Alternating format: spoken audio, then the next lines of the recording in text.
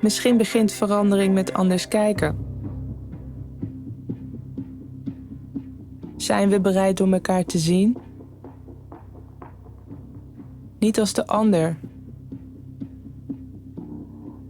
maar als ons.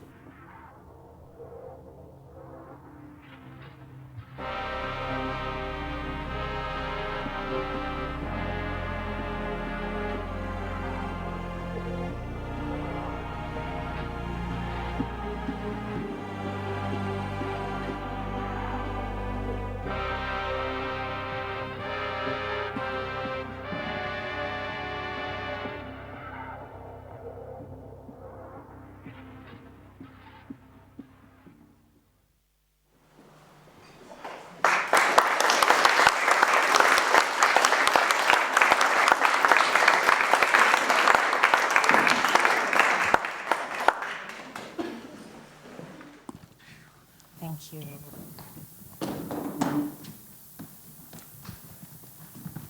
Thank you.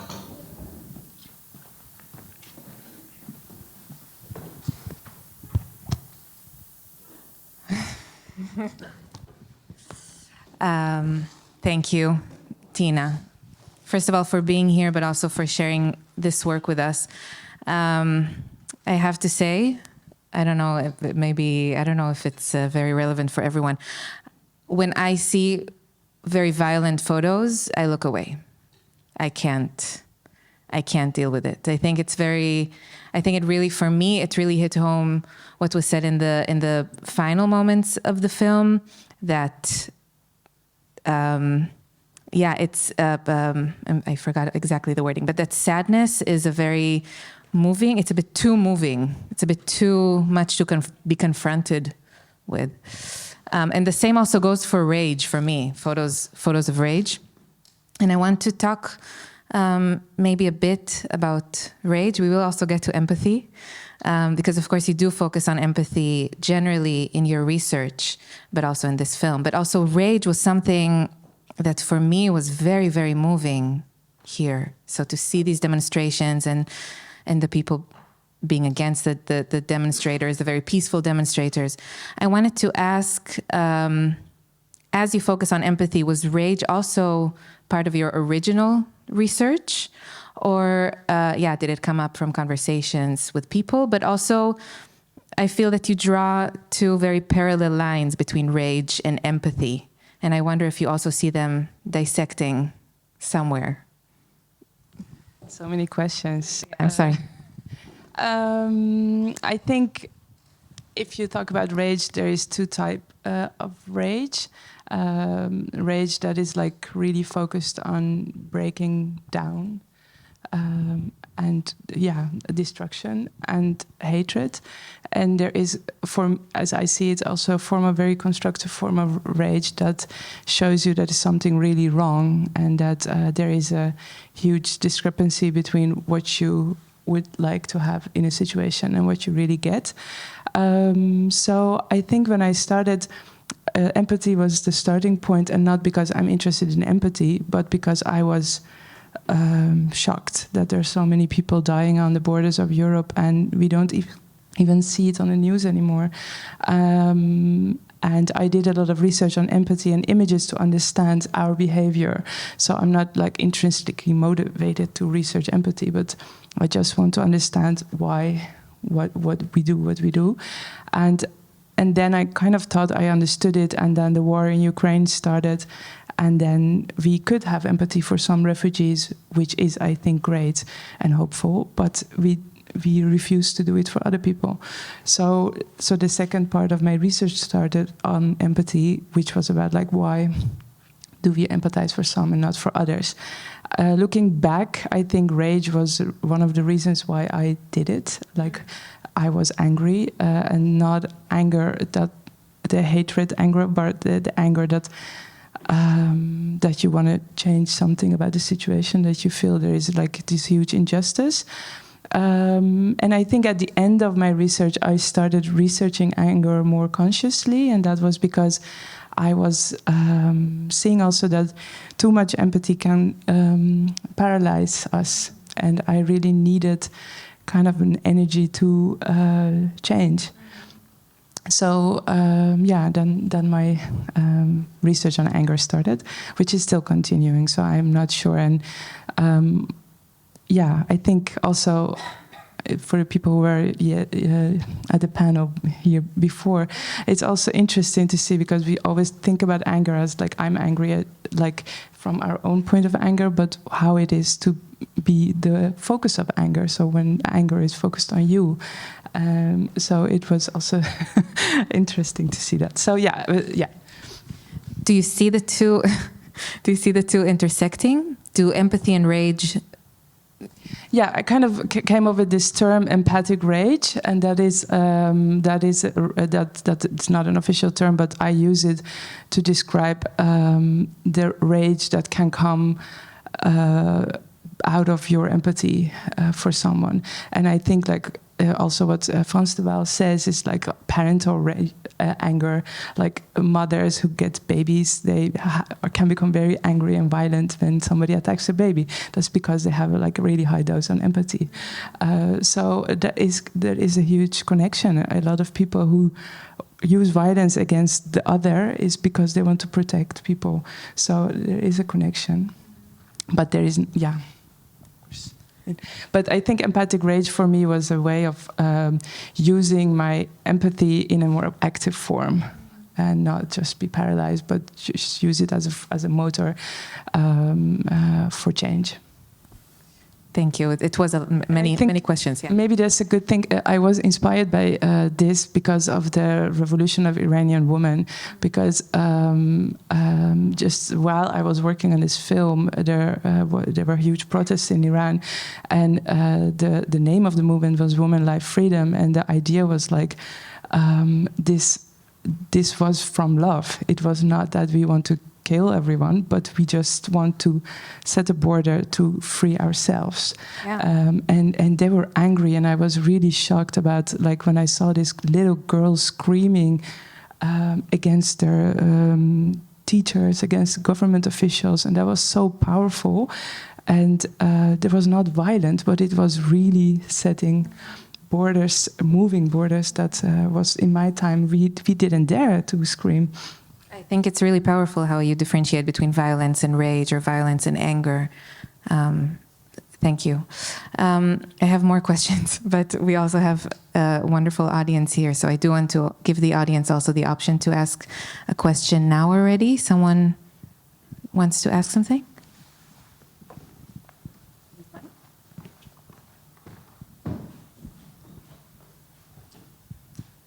I was kind of... Hi, thanks for the movie, by the way. I was kind of struck by your last comments about violence and rage. Do you think sometimes violence is justified from your experience? I'm just curious.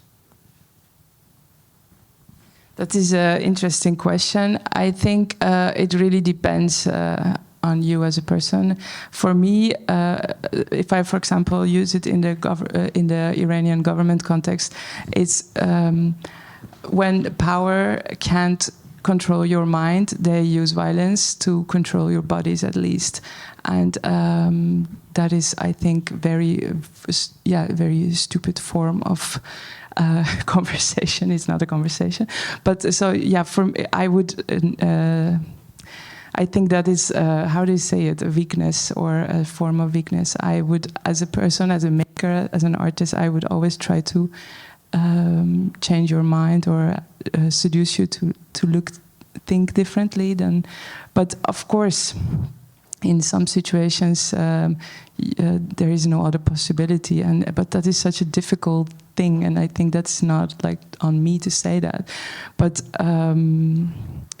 I don't think that is. It is so difficult because, like with Second World War, we haven't win it without violence. So I cannot morally say yes or no on this because that's not on me. But I, as a maker, I would always try to convince people by seducing and inviting them to think differently. Thank you for this question. Any other questions from the audience right now? Maybe some will, yeah?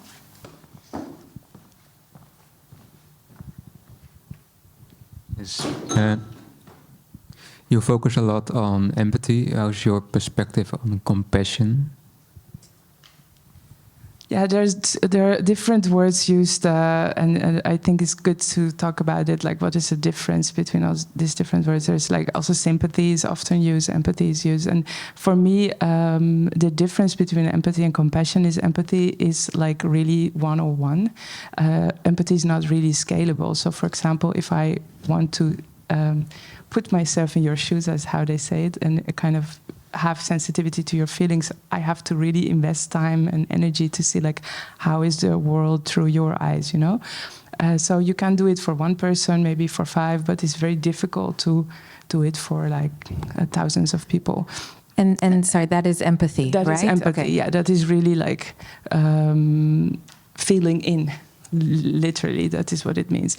And compassion is like more zoomed out version of empathy.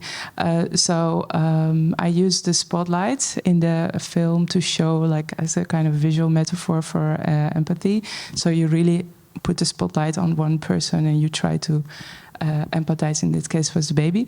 And I think compassion is more like the sun. It's far away.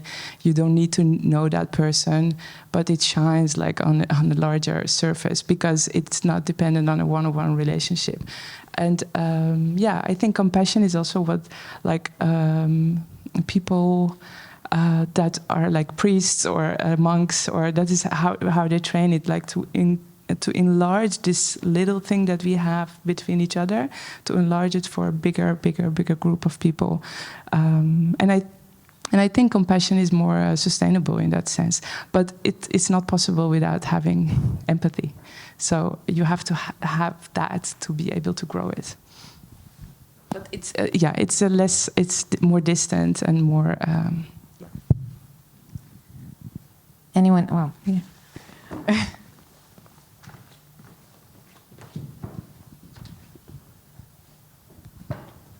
Thank you for the film.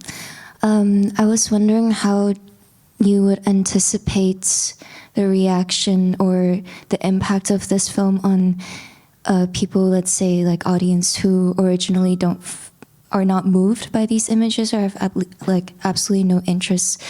Like I assume the crowd here is probably all people who originally already feel at least a degree of interest and empathy and willingness and that kind of openness. And I find the perspective of where there was a section of the interview where it said that it's easier for people to feel empathy in relation to people that you feel similar to, whether in imagery or in essence.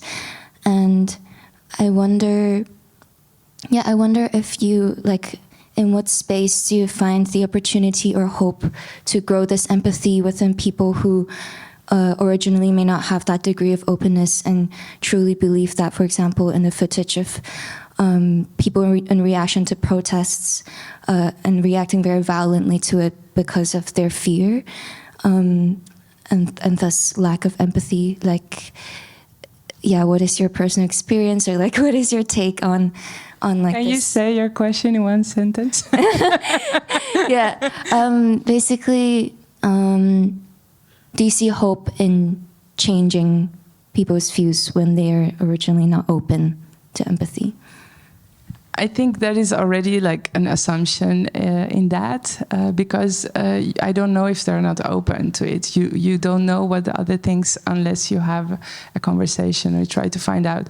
So, for example, the example of Bape, who took like 25 dogs and a Ukrainian family in her house and never considered to take an Afghan, Iranian, or refugee. I really thought she did it because they are from Ukraine and they looked like her. So you think kind of know what other people think or feel. But that was not the case. She just did it because they had dogs. So she had empathy for not for white people, but for dog owners and dogs. So I think the hope for me is in staying curious and not labeling it as not being open or not having empathy, but trying to understand what is happening. And I think that is so difficult because it's very unjust. And I made this film in 2023, and last year, what I've seen like on double standards, on dehumanization, on what's happening in Palestine is just so big that like everything I try to explain or discuss here is blown out so much.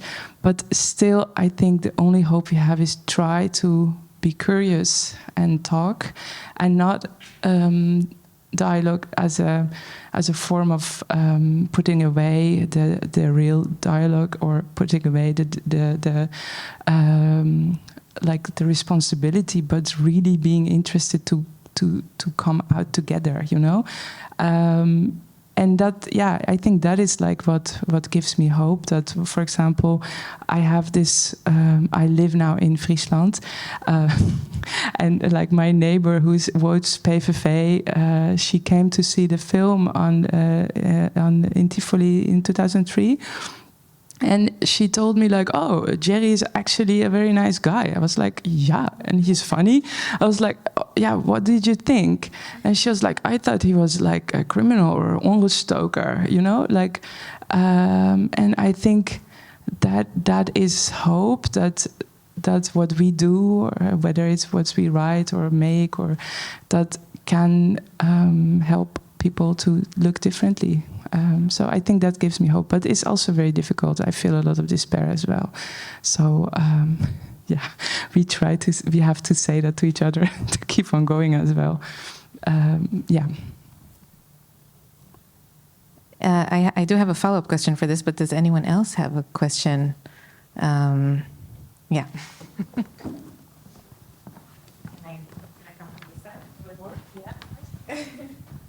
By me. Sorry. Thank you a lot for the movie. I thought it was really well made, a very interesting watch. The part that I was wondering about is that you talk about the erosion of empathy through images.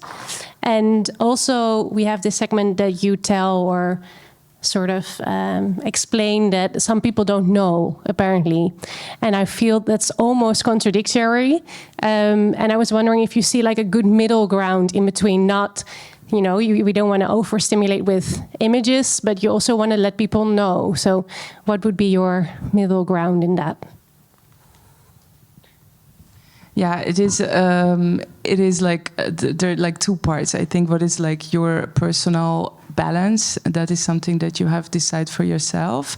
And this research really helped me a lot, because I was watching a lot of really violent images in my research, and yeah, it is horrible. So what my conversations also with Marloes and with Frans de Waal really helped me to be also very critical to myself. Like, so why are you watching what, and how much is functional to be able to do your work, and when does it stop you for acting, or when does it help you to act? So I think that is a balance that everybody has to decide for themselves, but not looking will make it like Bape. It doesn't watch any form of news. She only has her Facebook, and so the Facebook articles that her friends post, and that's like all dog related. So she sees, that's why she helped these people, because she saw that people with dogs need help. So I think that is very dangerous, because that really decreases your circle of interest and empathy. But if you do it too much, then I know also a lot of activists, friends of mine, that are burned out, you know. So I think you should be critical. Like, why should you watch, for example, certain news images? And is it necessary to see the image, or can you read about it? And when is it functional? And when does it paralyze you and makes you inactive? And it is a process. It's like with food, you know. You cannot say, okay, you have to find a balance that works for you and that keeps you going. And from the press, I think is very difficult, because yeah, a lot of violent images also dehumanize people, as I also show with NGOs. And I think I did also a lot of talks with NGOs about this, and what I kind of advised them is that look at it on a long term. You know, it's like showing this sad little child is a very one-dimensional form of creating fast, short-term empathy, but on a long term, you dehumanize this group of people. And on the long term, as a society, we don't feel empathy anymore for them. So if you have this long-term perspective, then you also make better decisions. But it's hard work. Yeah, I think I will give you the mic. No, we have time for one more question. I just think that the dehumanization aspect of it all is so central in this work. And it's, for me, it's what's the most shocking also. And I think that's why I look away when I see photos of raw emotions or, yeah, like the bruises as well, blood, things that are very real, that are very human. It's something that... You're not a psychopath, that's good. Yeah. I'm sorry. Yeah, thank you. One last question. Yeah, at first I also, like everyone asking a question, want to thank you for the film. And I think it's a really good deconstruction of those, all those weird structures around empathy. And I almost feel like it should be an assignment to watch it at school or somewhere or in the parliament. Or wherever it should be, wherever people are that can actually make decisions on those things.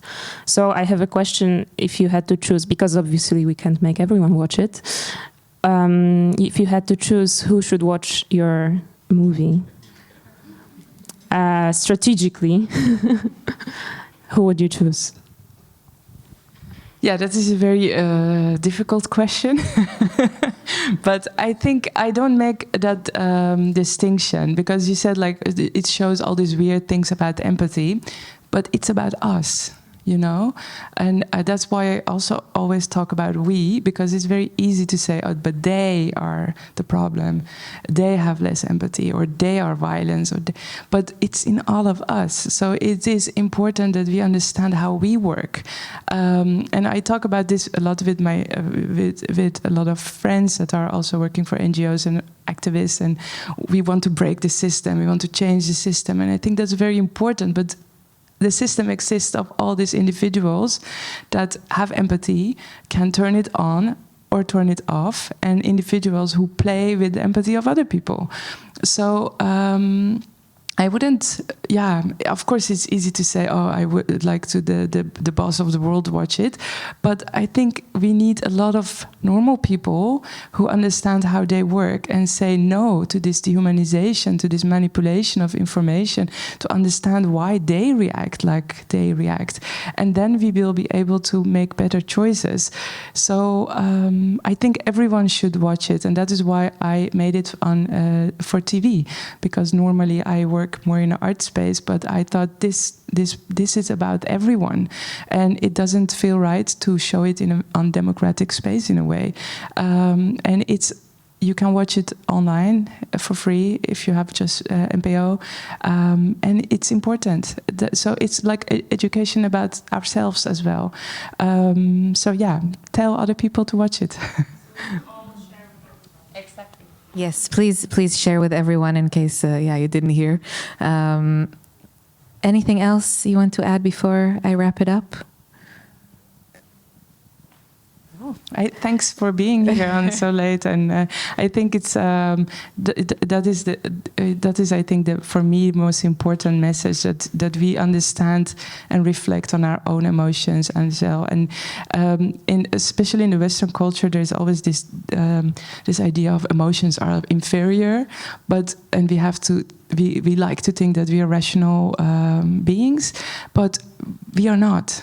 So it is not that we should listen to our emotions, but we should admit that we are driven by very irrational things, and we do very weird, irrational stuff. And to understand why we do it and reflect on those emotions, and that will give us more control and make decisions of, are we going to listen to this or not? And instead of neglecting them, or instead of saying, oh, my emotions say this, so I have to do this, we have a choice, because we also, as Frans says, we are cultural beings as well, we are rational beings as well, so we have a lot of choice. But if we don't do it, then we are easy to be played by populists, by people who want wars, who want to play groups against each other. And that's too easy. So we should resist. Thank you. Thank you, Tina Farifteh.